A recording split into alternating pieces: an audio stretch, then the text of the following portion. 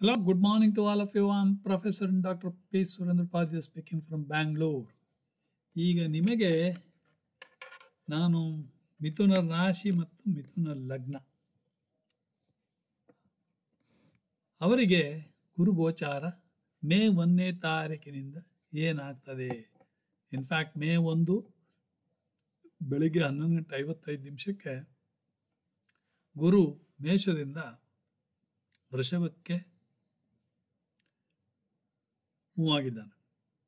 ಅದರ ಅರ್ಥ ಮಿಥುನ ರಾಶಿಯ 12ನೇ ಮನೆ, ಕಾಲಪುರುಷನ 2ನೇ ಮನೆ.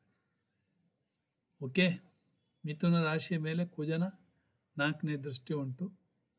ಮಿಥುನ ರಾಶಿಯ 4ನೇ ಮನೆಯಲ್ಲಿ ಕೇತುವಿನ ಮೇಲೆ ಗುರುವಿನ ಪಂಚಮ ದೃಷ್ಟಿ ಉಂಟು.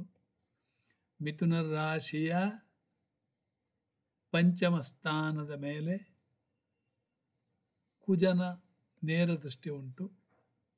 ಮಿಥುನ ರಾಶಿಯ 6ನೇ ಷಷ್ಠ ಭಾವದಲ್ಲಿ ಗುರುವಿನ ನೇರ ದೃಷ್ಟಿ, ಶನಿಯ ದಶಮ ದೃಷ್ಟಿ ಹಾಗೂ ಕೇತುವಿನ 3ನೇ ಪ್ರಭಾವ ಇನ್ಫ್ಲುಯೆನ್ಸ್ ಉಂಟು. ಅದೇ ರೀತಿ ಮಿಥುನ ರಾಶಿಯ ಅಥವಾ ಲಗ್ನದ ಸಪ್ತಮ ಸ್ಥಾನದ ಮೇಲೆ ಯಾವ ದೃಷ್ಟಿಯೂ ಇಲ್ಲ.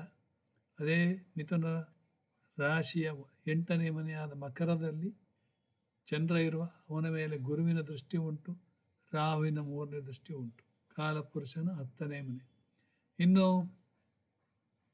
ಶನಿಯು ಕುಂಭದಲ್ಲಿರುವ ಗೋಚಾರ ಶನಿ, ಮೀನದಲ್ಲಿ ರಾಹು ಬುಧ ಕುಜ. ರಾಹುವಿನ ದೃಷ್ಟಿ 3ನೇ ಪ್ರಭಾವ ವೃಷಭದ ಮೇಲೆ, ರಾಹುವಿನ 3ನೇ ಪ್ರಭಾವ ಮಕರದ ಮೇಲೆ ಇದೆ. ರಾಹುವಿನ ನೇರ ಪ್ರಭಾವ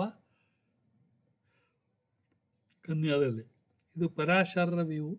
ರಾಹುವಿನ ಪಂಚಮ ದೃಷ್ಟಿ ವೃಶ್ಚಿಕದ ಮೇಲೆ ಹಾಗೂ 5, 6, 7, 8, 9 9ನೇ ದೃಷ್ಟಿ ಕಟಕದಲ್ಲಿ ಇರುವ ಲಗ್ನದ ಮೇಲೆ ಉಂಟು ಅಂತ. ಈಗ ನಿಮಗೆ ಗುರುವಿನ ಪಂಚಮ ದೃಷ್ಟಿ ಕೇತು ಮೇಲೆ, ಅಂದರೆ ಕಾಲಪುರುಷನ 6ನೇ ಮನೆ, ಮಿಥುನ ರಾಶಿಯ 4ನೇ ಮನೆ, ಅಂದರೆ ಸುಖ ಸ್ಥಾನದ ಮೇಲೆ ಗುರುವಿನ ದೃಷ್ಟಿ ಆಶೀರ್ವಾದ ಉಂಟು. ಆದರೆ ಅಲ್ಲೇ ಕೇತು ಇರೋದ್ರಿಂದ ಸುಖ ಸ್ಥಾನದಲ್ಲಿ ಸ್ವಲ್ಪ, ಕೇತು ಎಲ್ಲೇ ಇದ್ದರೂ ಕೂಡ ಅಲ್ಲಿ ಬ್ರೇಕ್ ಅಂತ. ಸೊ ಸುಖಕ್ಕೆ ಅಡ್ಡಿ, ವಾಹನಕ್ಕೆ ಅಡ್ಡಿ, ಪ್ರಾಪರ್ಟಿಗೆ ಅಡ್ಡಿ, ಎಲ್ಲ ತಾಯಿ ಜೊತೆಗೆ ಕಿರಿಕಿರಿ.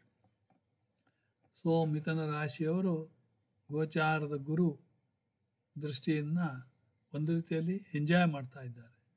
ಗುರು ಕೇತು ಅಂದರೆ ಅಕ್ಕೊಲ್ಟ್.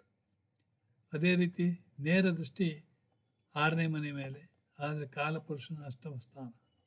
6 ಋಣ ರೋಗ ರಿಪು. ಆಸ್ಪತ್ರೆ ಸೇರಿದರೂ ಮಿಥುನ ರಾಶಿ ಮಿಥುನ ಲಗ್ನದವರು ಬೇಗನೆ ಹೊರಕ್ಕೆ ಬರ್ತಾರೆ ಅಂತ. ಅದೇ ಗುರು ಗೋಚಾರದ ದೃಷ್ಟಿ ಮಕರದಲ್ಲಿ ಇರುವ ಚಂದ್ರ ಮೇಲೆ 8ಮ ಸ್ಥಾನ, ಆದರೆ ಕಾಲಪುರುಷನ 10ಮ ಸ್ಥಾನ. ಕಾಲಪುರುಷನದಿಂದ ನಾವು ಹೇಳಿದರೆ ಅದು 90 ಭಾಗ ಸರಿ ಇರ್ತದೆ. ಅಂದರೆ ಇವರಿಗೆ ವೃತ್ತಿಯಲ್ಲಿ ಸ್ವಲ್ಪ ಒಳ್ಳೆಯ ರೀತಿಯಲ್ಲಿ ಸಿಹಿ ಸುದ್ದಿಗಳು ಬರಲಿಕ್ಕೆ ಸಾಧ್ಯತೆ ಉಂಟು. ಇನ್ನು ಶನಿ ಕುಂಭದಲ್ಲಿದ್ದು 3ನೇ ದೃಷ್ಟಿಯನ್ನು ಉಚ್ಚ ರವಿಯ ಮೇಲೆ ಅಥವಾ ಮೇಷದ ಮೇಲೆ ಹಾಕ್ತಾನೆ. ಮೇಷರಾಶಿಯು ಮಿಥುನದವರಿಗೆ ಲಾಭಸ್ಥಾನ, ಲಾಭದಲ್ಲಿ ಕಿರಿಕಿರಿ ಆಗ್ಬೋದು. ಶನಿಯ 3ನೇ ದೃಷ್ಟಿ ಯಾವಾಗಲೂ ಸದಾ ದೋಷಯುಕ್ತವಾದ್ದು. ಯಾಕಂದರೆ ರಾವಣನ ಮೇಲೆ ಶನಿಯ ದೃಷ್ಟಿ ಹಾಕಿರೋದ್ರಿಂದ ರಾವಣನ ಕೆಳಮುಖ ಇಳಿತ ಶುರುವಾಯಿತು ಅಂತ ಹೇಳ್ಬೋದು. ಓಕೆ,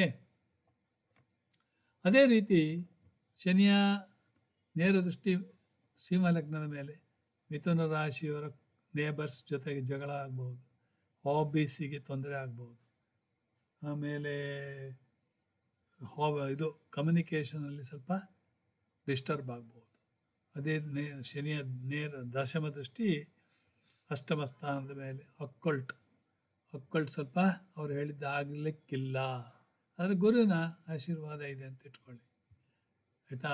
ಸೊ ಕುಜನ 8ಮ ದೃಷ್ಟಿ 7ಮ ಸ್ಥಾನದ ಮೇಲೆ, ಕಾಲಪುರುಷನ 7ಮ ಸ್ಥಾನದ ಮೇಲೆ, ಮಿಥುನ ಲಗ್ನದವರ ಅಥವಾ ರಾಶಿಯವರ ಪಂಚಮ ಪೂರ್ವಪುಣ್ಯ ಸ್ಥಾನ ಮೇಲೆ.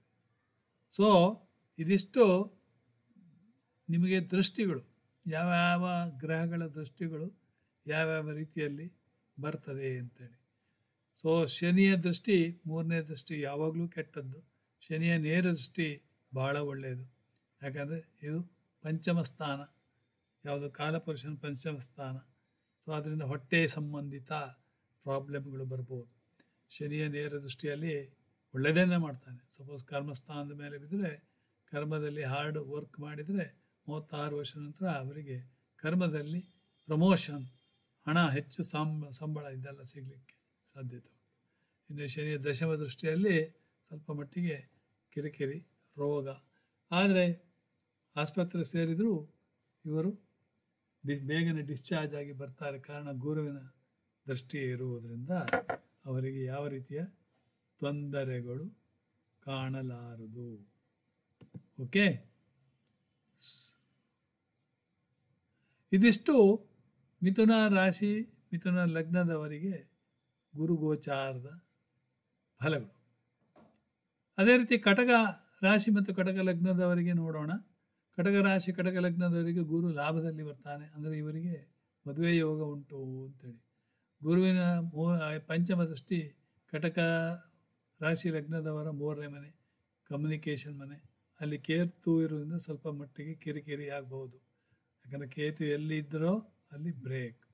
ಅದೇ ಕೇತುವಿನ 3ನೇ ಇನ್ಫ್ಲುಯೆನ್ಸ್ ವೃಶ್ಚಿಕದ ಮೇಲೆ, ಅದು ಪಂಚಮ ಸ್ಥಾನ ಮೇಲೆ, ಮಕ್ಕಳ ಸ್ಥಾನ ಮೇಲೆ, ಹೈಯರ್ ಎಜುಕೇಷನ್ ಸ್ಥಾನ ಮೇಲೆ, ಪೂರ್ವ ಪುಣ್ಯ ಸ್ಥಾನದ ಮೇಲೆ. ಅಲ್ಲಿ ಕೇತುವಿನ ದೃಷ್ಟಿ ಇದ್ದರೆ ಸ್ವಲ್ಪ ಮಟ್ಟಿಗೆ ಮಕ್ಕಳು ಒಂದು ರೀತಿಯಲ್ಲಿ ಜಡರಾಗುವರು. ಓಕೆ, ಕೇತು ಆ ಮನೆಯ ಕಾರಕತ್ವಗಳನ್ನು, ಈಗ ಹೈಯರ್ ಎಜುಕೇಷನಿಗೆ ಹೋಗೋದಿದ್ರೆ ಅಲ್ಲಿ ತೊಂದರೆ ಆಗ್ಬೋದು.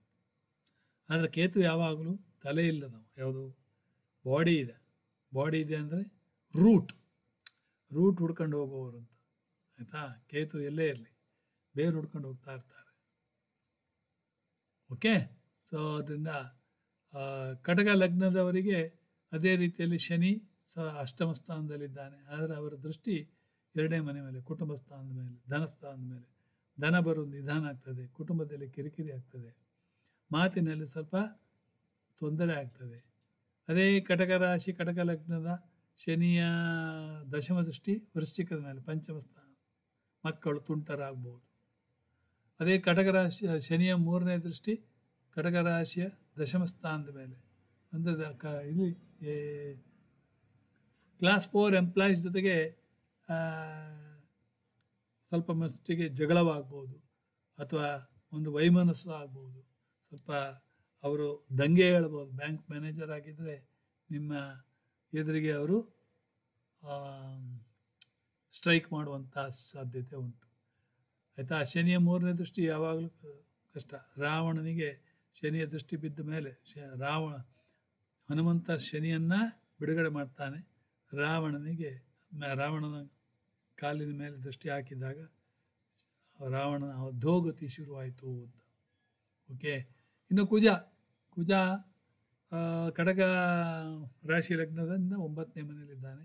9ನೇ ಮನೆಯಲ್ಲಿ ಕುಜ ಇದ್ದು, ಕುಜ 4ನೇ ದೃಷ್ಟಿಯಿಂದ 12ನೇ ಮನೆ ನೋಡ್ತಾನೆ.